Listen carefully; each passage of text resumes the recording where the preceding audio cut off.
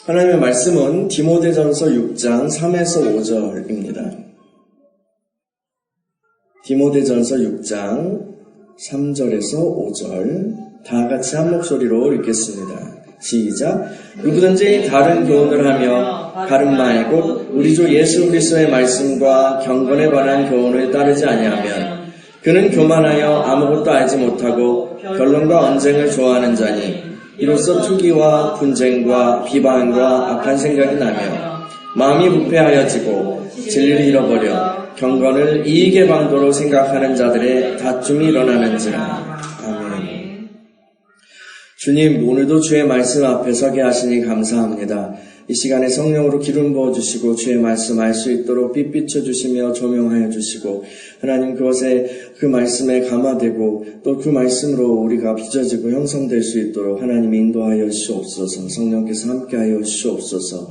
우리가 주님을 사모합니다. 주님을 사모합니다. 주의 음성 듣기를 원합니다. 하나님 함께하여 주시옵소서. 말씀을 전하는 종을 붙들어 주시고 주의 능력으로 충만하게 하여 주시옵소서. 예수님의 이름으로 기도합니다. 아멘. 오늘은 말씀과 경건으로라는 그런 제목으로 말씀을 전하려고 합니다. 디모데 전서는 사도 바울의 영적인 아들 디모데에게 이제 사도가 쓴 것으로 알려진 첫 번째 편지입니다. 이 편지는 목회 서신으로 분류되기도 하는데요. 그것은 디모데가 교회의 일꾼으로서 목회자로서 어떠한 길을 걸어가야 하는지 이제 사도가 코칭하는 그런 이야기들을 다루기 때문입니다. 그러나 이 서신은 단지 디모데나 혹은 사역자, 목회자들을 위한 교훈만 담고 있는 것은 아닙니다. 이 편지에서 사도는 우리 믿는 이들이 지켜야 할 교회 생활, 그 교회 생활의 본질에 대해서도 많은 내용을 다루고 있습니다.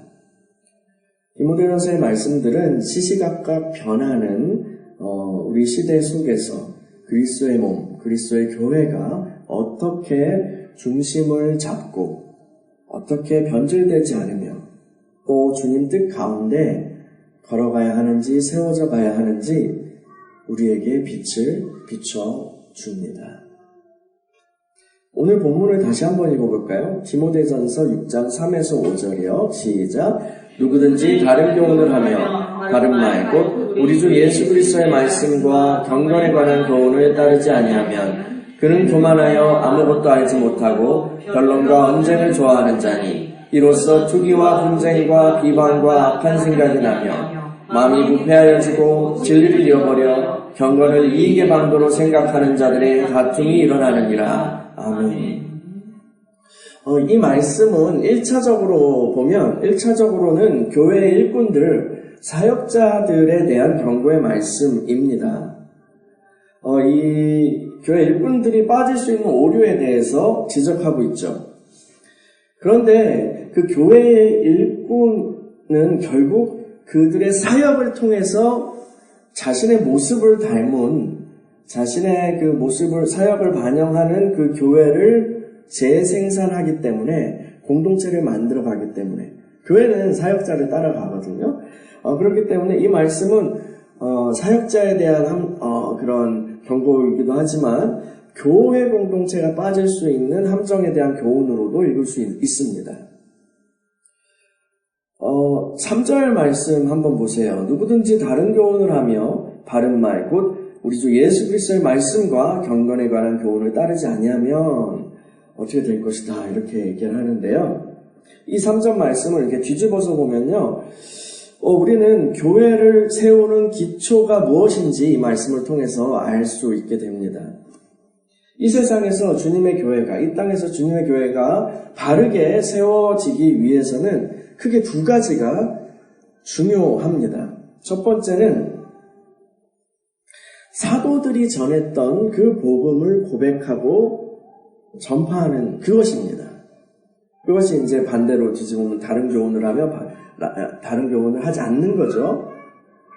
사도들이 전했던 그 복음을 고백하고 전파하는 것이 이 땅에서 주님의 교회가 바르게 세워지기 위해서 중요한 기초가 됩니다. 당연한 얘기죠. 교회는 예수님이 그리스도이심을 증거하는 그 복음 위에 세워집니다. 그 복음 위에 세워집니다. 그 고백 위에 세워져요. 다른 것은 기초가 될 수 없어요. 다른 것은 교회의 기초가 될 수 없습니다. 하나님께서는 독생자 예수님을 우리에게 보내셨어요. 그분은 하나님의 마음을 사람들에게 나타내셨죠. 모든 만물에게 하나님의 마음이 이렇다라는 걸 나타내 주셨죠. 또 그분은 우리 죄를 위해서 십자가에 죽으시고 사흘 만에 부활하셨습니다. 그 주님은 승천하셔서 하늘 보좌에 앉아 계시고 또 때가 되면 다시 오셔서 이 세상을 심판하실 것입니다. 그리스도교 안에 있다고 하면서 그리스도교인이라고 그렇게 주장하면서도 예수님을 부인하는 사람들이 있습니다. 예수님을 부인하는 사람들이 있어요. 근데 성경은 예수를 시인하지 않는 그 영은 하나님께 속한 영이 아니다 라고 아주 명확하게 말씀하고 있습니다. 그것은 적그리스도의 영입니다. 그리스도와 완전히 반대되고 심지어 그리스도를 대적하는 그런 세계에서 비롯된 영이죠. 성경은 또한 예수님이 육체로 오심을 부인하는 자는 적그리스도다라고 말합니다. 예수님이 육체로 오심을, 그분의 성육신을, 또 그분이 이 땅에서 하신 일들을 부인하는 자는 적그리스도라고 말합니다. 또 교회 안에는 예수님을 그 사도들의 빛, 이 신약의 빛과 상관없이 자신의 입맛대로 해석하려고 싶어하는 그런 흐름도 있습니다.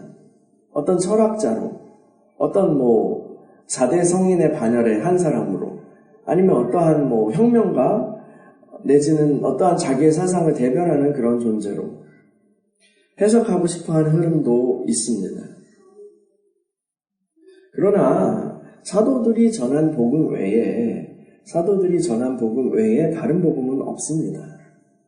우리는 사도들이 받은 그 계시, 이 신약을 바탕으로 성경 전체를 해석하게 되는 거죠.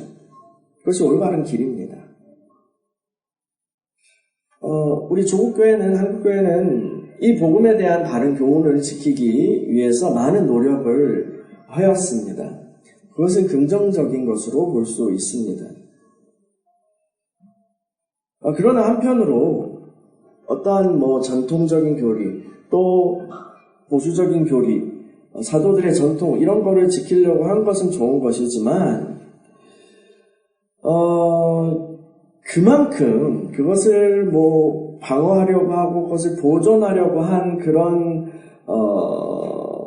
것만큼 그 내용을, 그 찬란한 빛의 그 복음의 계시들을, 그 교리들을 교회 일꾼들이, 말씀을 맡은 사람들이 얼마나 성실하고 또 체계적으로 교회의 성도들에게 가르치려고 했던가를 좀 되돌아보면 글쎄요, 좀 궁색해지는 것 같아요. 좀 좋은 평가는 받기 어려울 것 같습니다. 우리는 바른 교훈을 가지고 있다. 너 저기서 넘어가면 위험하다. 이렇게 잔뜩 막 겁을 주고 막 어떤 경찰관 노릇을 하는 거는 신나서 했는데, 정작 그 지키려고 했던 전통 안에, 그 계시 안에 있는 많은 빛들을 가지고, 많은 양식들을 가지고 양떼를 먹이는 일에는 소홀했던 것 아닌가 싶습니다. 잘하시는 목사님도 계시지만 전반적으로 보면 제가 볼 땐 그렇지 않은 것 같아요. 기독교 교리는요, 매우 풍성한 보화와 같아요. 보화가 쌓인 산과 같아요. 그것을 충분히 전할 때에 우리의 믿음의 체계가 든든히 세워지죠. 물론 이성으로 이해할 수 없는 신비로 남겨둘 영역이 있습니다만, 대부분의 성도들이, 우리들이 믿음 생활하면서 가지게 되는, 품게 되는 많은 질문들은 사실 2000년 교회 역사 안에서 이미 상당히 많이 다루어졌던, 많이 깊은 부분 논의가 이루어졌던 거예요. 그래서 조금만 우리가 공부를 해본다면 우리의 그 질문들에 대해서 많은 사람들이 빛을 갖고 있다는 것을 알게 되죠. 그런데 많은 교회 일꾼들이 단지 예수님 믿고 천당 가고 또 그 다음엔 교회 봉사 열심히 해서 이 땅에서 잘 되고 복 받는 그냥 이런 정도의, 그것이 틀렸다는 건 아니에요. 그런데 그런 정도의 얕은 교훈에 성도들이 머물러 있도록 하였습니다. 이것은 주님 보시기에 게으른 것이죠. 때에 따라 적절한 양식을 공급하도록 주님이 그를 일꾼으로 부르셨는데 그 양떼들에게 그냥 대충 콘 프레이크나 이런 것들만 계속 먹인 거예요. 그러니까 어떻게 돼요? 그런 체계가 견고하게 또 서 있지 않고 성경을 직접 보니까 이상하고 한 부분이 많으니까 그 틈을 누가 타죠? 네, 이단들이 타는 거죠. 안산홍 증인회, 또 신천지 같은 말씀 이단들, 이런 존재들 굉장히 무섭잖아요. 똑똑똑 두드리면서 이제 주로 혼자 있는 주부들에게 겁을 팍 주면서 성경에 이렇게 나와 있는데 라고 하면서 되게 겁을 주죠. 그렇게 하면서 자기들의 단체에 포섭하는 거예요. 우리가 지키려고 했던 그렇게 애를 쓰고 있는 그런 교리와 성경 이야기의 사도적인 그런 빛을, 해석을 체계적으로 가르치려고 목회자들이 좀 더 몸부림쳤더라면 이런 이단들의 공격으로부터 많은 신자들을 보호할 수 있었을 것입니다. 주님의 몸을 바르게 세워가기 위해서 또 중요한 또 한 가지는 말씀을 따라 행하는 것입니다. 말씀을 따라 행하는 거예요. 예수 그리스도의 말씀과 경건에 따른 교훈을 따르는 것이 중요합니다. 예수 그리스도의 말씀과 경건에 따른 교훈을 따르는 것이요. 이것은 단순히 주의 말씀을 율법적으로 혹은 겉으로 행할 뿐 아니라 그 말씀에 따라 우리 삶의 체계를, 우리의 모든 일상을, 우리의 삶의 체계를 새롭게 하는 거예요. 그 말씀의 질서에 합당하게 우리의 존재와 우리의 삶의 모든 체계를 다시 새롭게 하는 그런 작업이에요. 예수 그리스도의 말씀과 경건에 따른 교훈, 여기서 이 경건은요, 이 경건은 뭐 여러 가지 의미가 있지만 여기서 이 경건은 우리가 주의 형상으로 형성되어 가는 거예요. 주의 형상으로 형성된 그것이에요. 그것이 경건이에요. 예수님은요, 말씀이 육신이 되신 분이에요. 말씀이 육신이 되신 분이에요. 우리는 예수님의 가르침을 듣고 또 전하죠.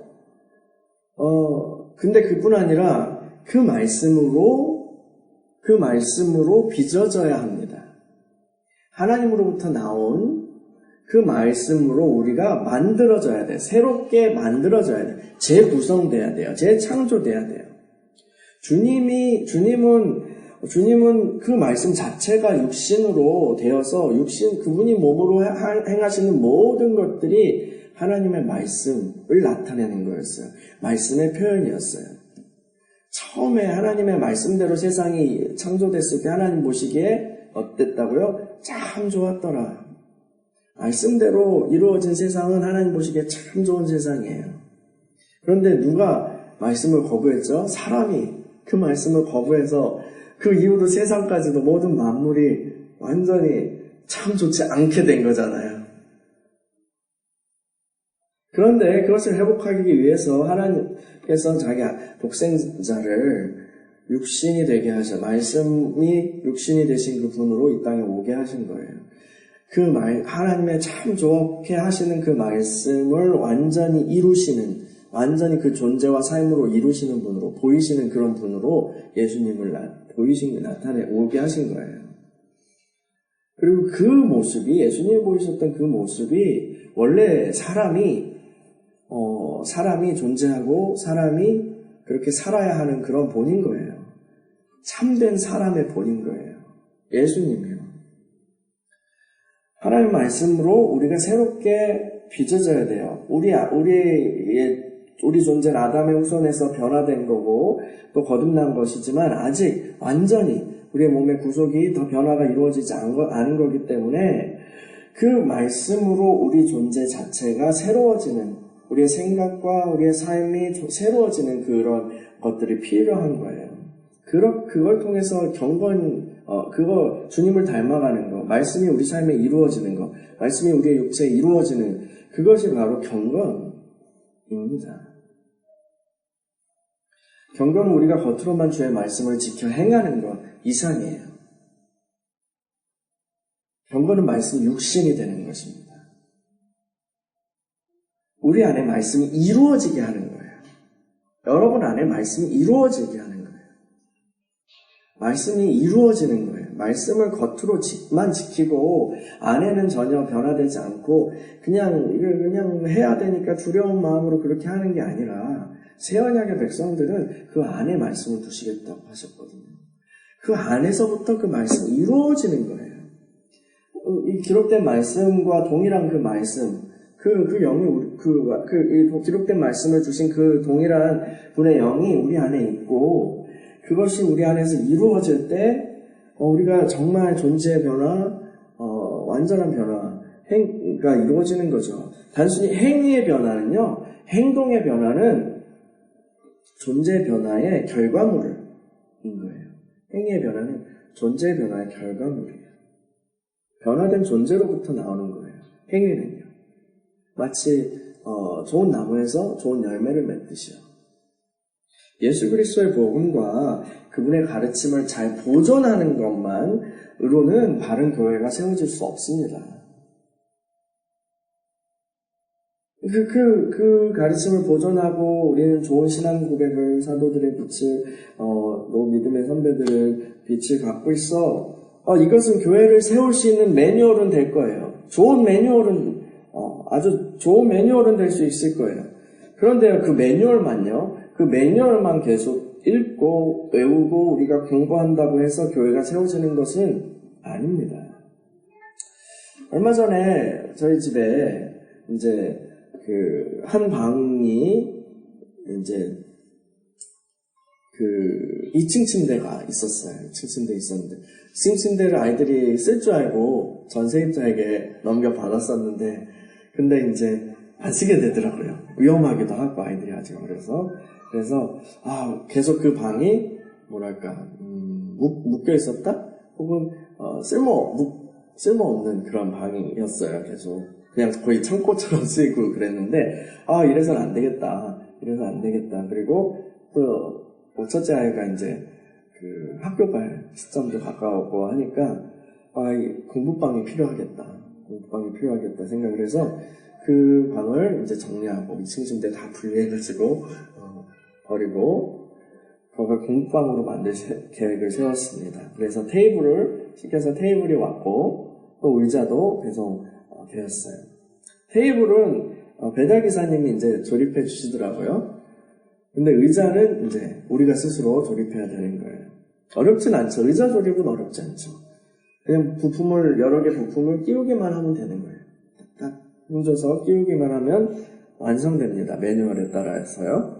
그런데 제가요, 그 제품을 딱 받고, 제품이 들어있는 상자를 배송받고, 설명서만 날마다 읽고, 그 매뉴얼만 날마다 읽고, 분석하고, 줄 그면서, 훌륭한 매뉴얼이야 하면서, 우리 가족이 계속 그 매뉴얼을 계속 공부하고 시험 보고, 정작 그 의자를 매뉴얼에 따라서 조립하지 않는다면 어떻게 될까요? 아이들은 의자 없이 그게 잠시 계속 서서 공부해야 될 것입니다. 공부방은 완성될 수 없을 거예요. 바보 같은 일이라고 생각하실 거예요. 그렇죠? 우리가 주님의 바른 교훈을 가지고 있다 하더라도 그것을 따라 행하고 그것으로 우리의 존재와 삶을 재배열하지 않는다면 하나님과 어긋나게 살아왔고 그렇게 물려받았던 존재와 삶을 재배열하지 않는다면 우리는 의자 설명서만 보고 있는 것과 같습니다. 그것을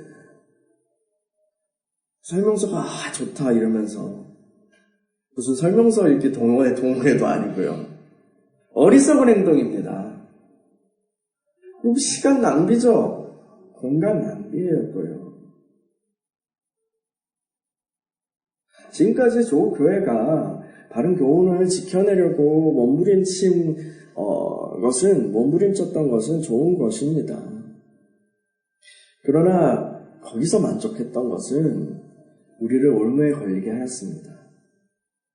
올바른 실천이 무엇인가? 물론 올바른 실천이 무엇인가에 대해서 머리 싸매고 교수님들, 목사님들, 신학생들, 아니면 성도들이 머리 싸매고 논쟁하기도 해요. 그런데 정작 그 논쟁의 주제를 들여다보면 정말 이 시대를 사는 우리의 존재와 일상을 말씀화하는 그런 실천이라기보다는 종교의식을 어떻게 진행할 것인가에 대한 그런 디테일한 문제로 분쟁을 일삼는 것이 대부분인 것 같아요.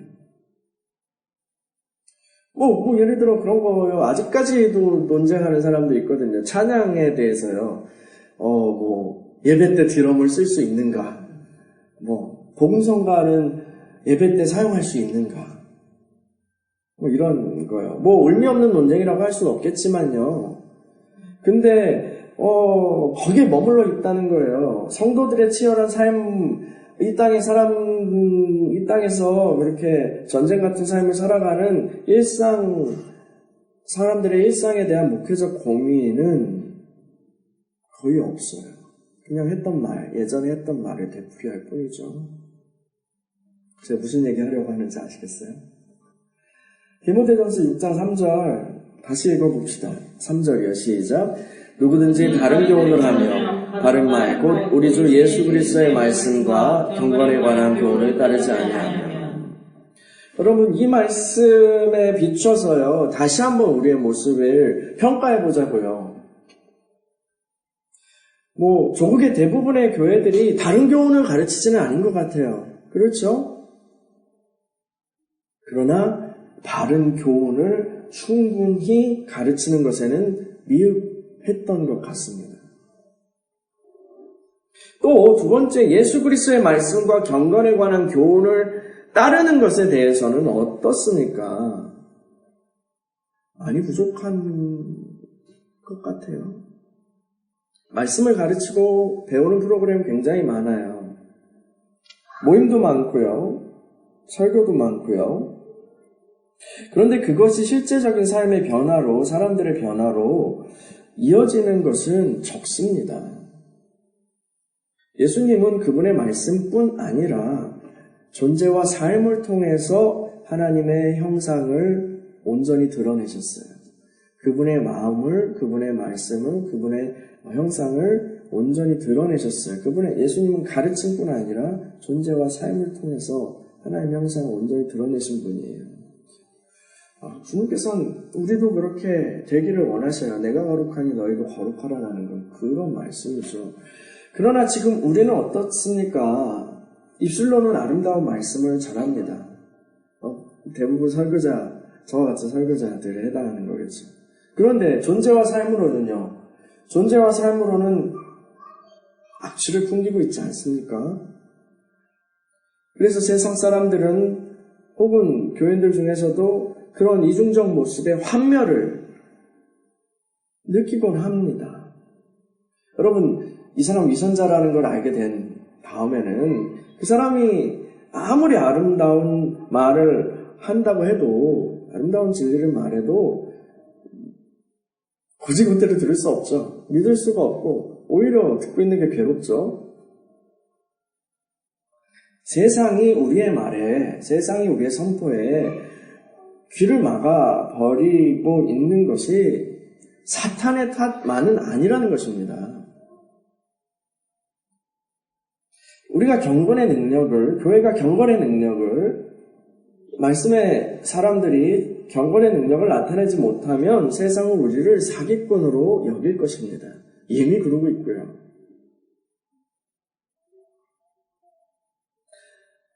디모데전서 6장 4에서 5절 한번 볼까요? 이 4, 5절은 복음 진리를 가지고 있으면서도 그것을 행하지도 않으면서 또 그 교훈으로 경건을 형성하지 않는 이들이 결국 어떻게 변질되는지 아주 예언적으로 말하고 있어요. 디모데전서 6장 4에서 5절이요. 같이 읽어볼게요. 시작. 그는 교만하여 아무것도 알지 못하고 변론과 언쟁을 좋아하는 자니 이로써 투기와 분쟁과 기반과 악한 생각이 나며 마음이 부패하여지고 진리를 잃어버려 경건을 이익의 방도로 생각하는 자들의 다툼이 일어나느니라. 복음 진리를 가지고 있으면서도 그것을 따라 행하지 않고 경건을 형성하지 않는 그런 이들은 결국 어떻게 되냐면 일단 교만하게 됩니다. 사도는 이렇게 말했어요. 사람은 덕을 세우지만 지식은 교만하게 한다. 우리의 믿음과 화합해서 성육신하지 않는 그런 말씀 지식은, 그런 신학적 지식은, 그런 신앙적 지식은, 그런 성경 지식은 그냥 우리 머릿속에 저장된 정보일 뿐입니다. 그냥 우리 머릿속에 저장된 정보일 뿐이에요. 그리고 그렇게 우리 머릿속에 정보, 신앙적 지식이 많아지면 많아질수록 이런 지식은 사람을 교만하게 할 뿐입니다. 우리가 진리를 가지고 있어. 우리가 옳아. 너는 어느 주의로 빠지고 있어. 이런 마음으로 사람들을 판단하고 정죄하죠. 우리 믿는 이들 중에도 이렇게 교만한 사람들이 있습니다. 특별히 우리 제가 서 있는 전통 중에 개혁주의란 말을 좋아하는 분들이 있어요. 이제 장로교 깔뱅의 그런 가르침을, 그 흐름을 따르는 사람들을 개혁파라고 그러거든요. 개혁파. 근데 그 말을 굉장히 막 입에 달고 사는 사람들이 있습니다. 그래서 누가 더 개혁주의인지, 누가 더 개혁주의자 진통인지, 쟤는 짱한지, 누가 더 신학적으로 올바른지 서로 막 배틀을 붙으려고 해요. 또 그 배틀, 그 논쟁이 자기 사역의 전부인 사람들도 있어요. 막 높은 자리에 앉아가지고 키보드만 두드리고 저것은 뭐가 잘못됐고 저 사역은 뭐가 잘못됐고 뭐가 위험하고 이런 비난만 일삼는 사람들이에요. 근데 이런 사람들 중에서는요, 진짜 진리를 위해서 분별을 사용하는 것이 아니라 자기 사적 목적을 위해서 종교적 언어를 사용하게 되는 경우도 있어요. 무슨 얘기냐면 옛날에 정치권에서, 지금도 유효한 단어인데 빨갱이라는 단어는 사람 잡는 단어였잖아요. 그렇죠? 누구가 빨갱이라고 그렇게 그 사람을 프레이밍하면 그 사람은 이제 죽여도 되는 사람이 되는 거예요. 그 사람은 죽여도 되는, 우리 사회에서 죽여도 되는 공적이 됩니다. 그 교계에서는 그 비슷한 단어가 이제 이단이라는 거예요. 이거 제일 무서운 딱지죠. 바른 교리를 분별한다는 그런 감별사들 중에 어떤 사람은 자신의 정적을, 자신의 미운, 자신이 원한을 품은 그런 정적을 제거하기 위해서 다른 형제들에게 이런 이단 프레임을 씌워서 공격하기도 합니다. 그리고 그 공격은 잘 먹히죠. 그 공격받은 사람은 제대로 받으면 조금이라도 그것을 받으면 굉장히 큰 타격을 입게 됩니다. 이렇게 막 교만한 사람들은 결국 생각이 썩게 돼요. 우리 신학 지식이요, 하나님에 관한 지식이 머릿속에만 계속 저장되고 그것이 계속 늘어나면요, 결국 썩게 됩니다. 썩게 돼요.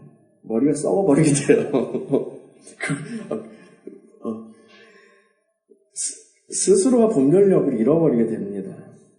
머리에 저장된 성경 지식은요, 그것이 머리에만 계속 남아있는 걸로, 그것으로만 그렇게 얘기한다면, 그것은 길가밭에 떨어진 말씀과 같아요. 씨 뿌리는 비유에서요. 심기지도 않아요. 심기지도 않고 새들이 그냥 먹어버리게 돼요. 새들은 마귀라고 그러셨죠. 이 머리에만 저장되는 많은 지식은요, 결국 마귀의 무기가 되고 말아요. 사람 살리는 지식이 아니라 죽이는 지식으로 쓰이는 거예요. 내가 너보다 똑똑해. 내가 너보다 공부를 많이 했어. 내가 너보다 옳아. 라는 그런 능력으로, 압도하려는 그런 능력으로 작용하게 되죠. 그걸로 사람 변화시킬 수 있습니까? 살릴 수 있습니까? 없어요. 세상에서 자기가 높은 자리를 차지하는 데에는 그것을 사용할 수 있겠지만, 정작 주님이 원하시는 살리는 사역은, 교회를 세우는 그런 사역들은 할 수 없어요. 그래서 어떤 사람들이 이게 종교라는 것을 굉장히 치를 떠는 거죠. 이 머리가 썩어버린 사람들이, 교만한 사람들이 종교라는 것으로 사람들을 올가매고, 예수님 때도 그랬잖아요. 착취하고 또 조종하는 그런 무시무시한 일을 벌이는 거예요. 올바른 신앙 전통 위에 서 있다 하여도, 그 사람이 표면적으로, 그리고 올바른 신앙 고백을 하고 있다 하여도, 이런 상태에 있는 사람들은 이미 마귀의 일꾼인 것입니다. 제가 너무 심하게 얘기하나요? 그리고 오늘 말씀에 의하면 이런 일꾼들의 종착역은 결국 돈에 대한 탐욕이에요. 돈이요. 세상과 똑같죠. 5절에 보면 이런 사람들은 경건을 이익의 방도로 여기는 자들이라고, 경건을 이익의 방도로 여기는 자들이라고 되어 있습니다. 종교를 바탕으로 자신의 돈을 축적하는 수단으로 그렇게 살아가는 거예요. 이러한 일꾼들에 의해서 세워지는 교회는 결국 돈에 대한 탐욕에 잡아먹히고 삼켜지고, 또 물질에 대한 탐욕으로 인하여서 서로 싸우는 사람들의 아수라장이 되는 것입니다. 어떻습니까? 4절과 5절의 말씀이 현재 한국 교회의 어두운 면과 너무도 흡사하지 않습니까? 세상이 어떻게 흘러가고 변하고, 사람들이 어떤 생각을 하고 어떤 고난을 겪는지, 어떤 질문을 하고 있는지, 어떤 부르짖음을 하고 있는지 상관없이 종교인들은 자기들만의 리그에서 논쟁과 싸움을 즐깁니다. 세상 사람들은 교회를 그래서 심지어 주 예수, 주식 가로치고 주 예수예요. 주 예수, 뭔지 아시죠? 주식회사 예수 그리스도라고 부르면서 비아냥거립니다. 그리고 목사는 뭐라고 부르죠? 먹사면서 또 사기꾼이라고 부릅니다. 그리고요, 여러분도 그런 경험 있으실 거예요. 세상 살면서, 사회에서 살면서, 저 사람 너무 사이코 같아, 저 사람 이상해 하면서 눈살을 찌푸리게, 너 왜 이렇게 욕심을 부리지? 이렇게 진상을 부리지? 하는 사람들이 알고 보니까, 대화를 들어보니까 집사님이고 공사님이고 장로님인 경우가 많이 있습니다. 너무나 슬프죠.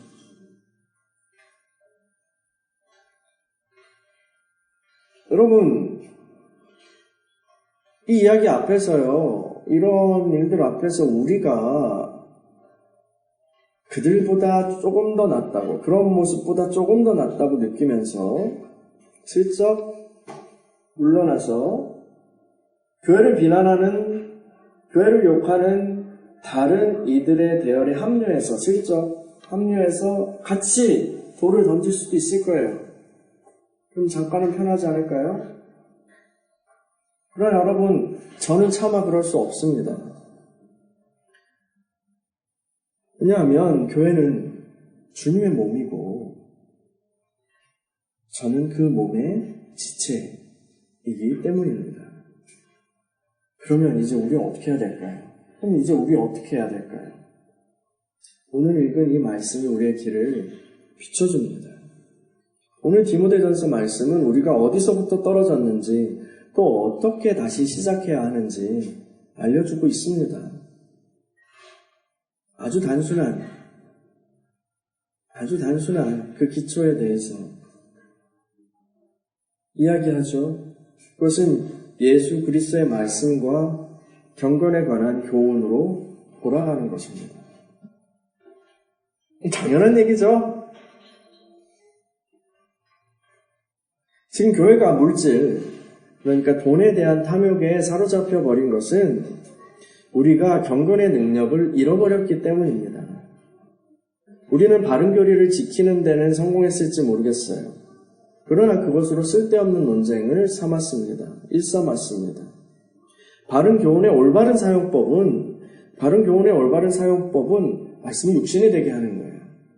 성육신이. 말씀이 우리 존재와 삶을 통해 이루어지게 하는 것입니다. 말과 글은 경건의 실상이 아닙니다. 우리의 몸으로 행하고 몸으로 나타내야 그것이 바로 경건입니다. 어제는 무슨 날이었을까요?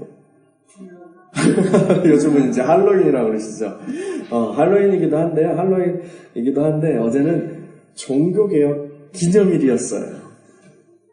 약 500년 전 교회가 굉장히 어두운 상황에 있었어요. 서로 권력 다툼을 벌이고 또 경건을, 정말 이 말씀대로 경건을 돈을 위한 수단으로 여기는 사람들이 제도권 권력을 딱 잡고 있고, 이런 면죄부를 사면은 그 구원을 얻게 되고 당신의 그 가족이 천국에 올라가고 하면서 그런 짓을 했던 때예요.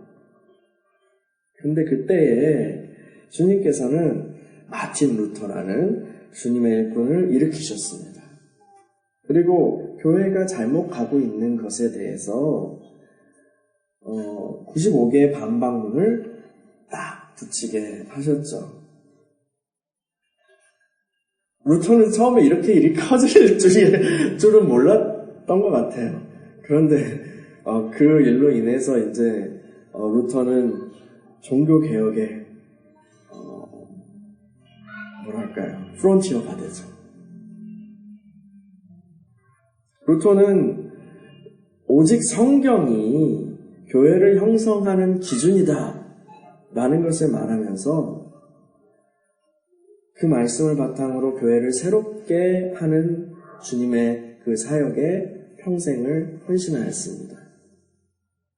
우리 개신교인들은 그 개혁에 후회드린 거예요. 성경으로 돌아가자. 이거 매우 단순한 말이에요. 너도 나도 쓰는 말입니다. 그러나 여전히 우리에게 유효한 말입니다. 우리에게 절실히 필요한 말입니다.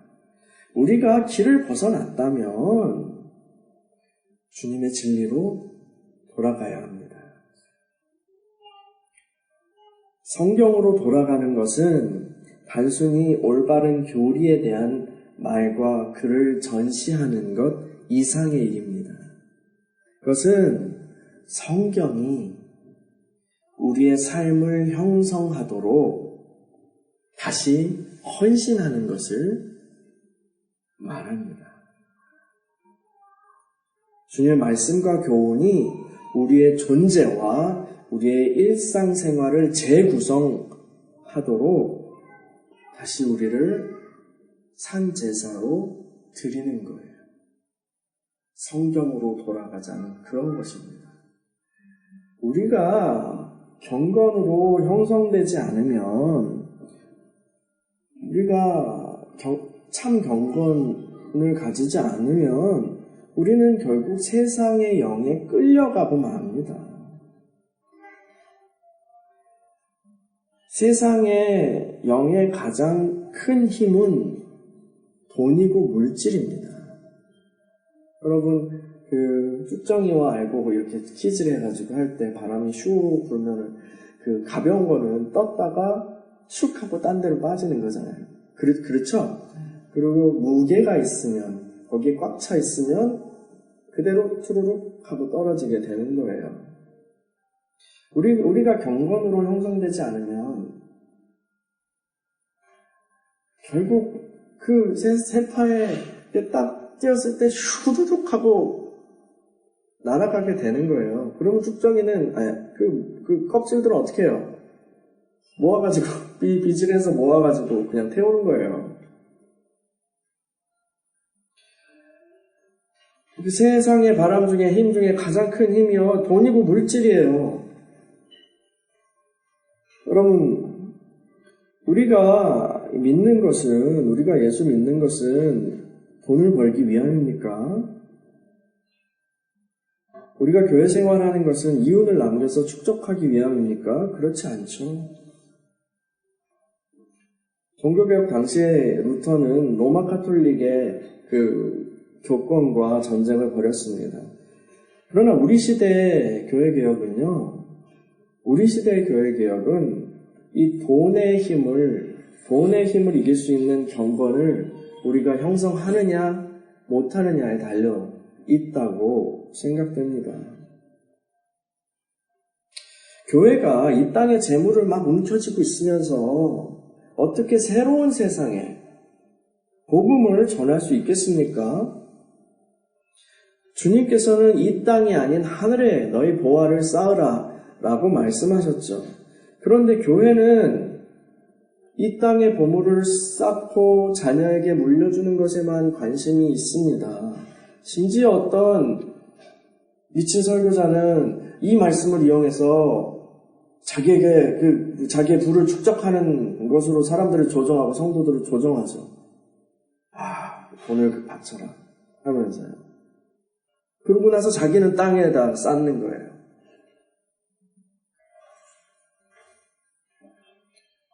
우리도 안 믿는 천국을, 우리도 안 믿는 하나님 나라를, 우리도 안 믿는 심판을 어떻게 세상 사람들이 믿도록 하겠습니까? 여러분, 오순절날 성령이 임하셨을 때 사람들을 어떻게 됐어요? 방언도 하고 또 예언도 했습니다. 또 놀라운 능력의 설교로 수천 명이 회심하는 일들도 나타났어요. 사람들은 그런데 그것뿐만 아니라 이 성령 받은 제자들의 삶의 변화에 어마어마한 충격을 받았습니다. 제자들의 경제 생활, 그러니까 먹고 사는 그런 삶의 실천이 완전히 달라진 것을 본 거예요. 그렇죠? 하나님 나라가 주님의 말씀이 일상에 먹고 사는 문제까지 이루어진 것을 보인 거예요. 여러분, 이것이 경건입니다. 이것이 경건이에요. 야고보 장로는요, 예수님의 동생 야고보 장로는 하나님 아버지 앞에서 정결하고 더러움이 없는 경건은 곧 고아와 과부를 그 환난 중에 돌보고 또 자기를 지켜 세속에 물들지 아니하는 그것이니라 하고 말했습니다. 야고보서 1장 27절 말씀이에요. 이 경건을 형성하고 이 경건을 보여주는 것이 교회가 이 땅에서 복음을 증거하는 온전한 방법입니다. 올바른 교훈을 선포함과 더불어 그 교훈으로 형성된 일상의 삶으로 우리가 다 복음을 증거하는 것입니다. 여러분, 교회 타락상을 우리가 욕한다고 우리가 의로워지나요? 그렇지 않습니다. 여러분이 오늘 이 말씀을 듣고 그렇게 맞아 하면서 그렇게 같이 욕하자고 제가 이 설교를 준비한 건 아닙니다. 여러분이 저와 같이 그리스도의 몸의 지체라면 우리가 주님의 몸이 다시 새로워질 것을 위해서 기도하고 또 헌신합시다. 우리가 어디서부터 떨어졌는지 살피고 돌이켜 다시 주님의 길을 따라가자고요. 그리스도의 말씀과 경건에 대한 교훈으로 돌아가서 거기서부터 다시 시작하십시다. 이 시간에 같이 말씀 붙들고 기도했으면 좋겠습니다. 우리가 먼저 말씀이 육신이 되는 그런 경건의 삶을 나아갈 수 있게 해달라고 그 삶에 우리를 드리고 그것을 통하여서 하나님께서 교회를 새롭게 하시고 또 살리실 것을 바라보며 간구하며 이 땅의 교회를 위해서 중보하였으면 좋겠습니다. 주님의 몸이 이렇게 욕먹고 이렇게 멸시받는 것은 우리가 그 경건을 잃어버렸기 때문입니다. 그리고 그 경건을 잃어버린 자의 말로는 이 디모데전서 이 말씀에서 예언하듯이 돈에 사로잡힌 가 되는 거죠. 우리가 거기서 구원을 해방을 얻기 위해서라도 주님의 그 교훈을 우리의 몸에, 우리의 일상에 적용하고 또 새롭게 하시기를 바라면서 간구하면서 우리가 그 산 제물로 주님의 제사 그 제단 앞에 그렇게 누워서 우리를 드립니다라고 헌신했으면 좋겠어요. 같이 우리 헌신의 기도와 또 교회를 위한 중보의 기도로 주님께 올려드렸으면 좋겠습니다. 같이 기도하겠습니다.